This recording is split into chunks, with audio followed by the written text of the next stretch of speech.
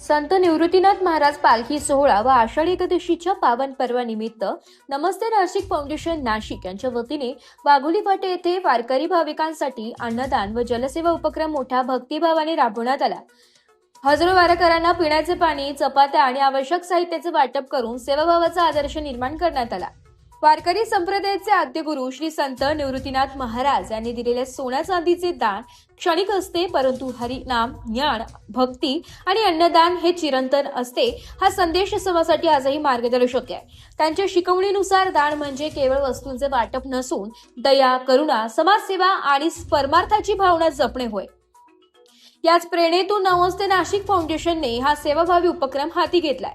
या उपक्रमांतर्गत पालखीतील वारकरी भाविकांना 3000हून अधिक पाण्याच्या बाटल्या, 200हून अधिक चपात्या तसेच पेपर नॅपकिनचे वाटप करण्यात आलंय।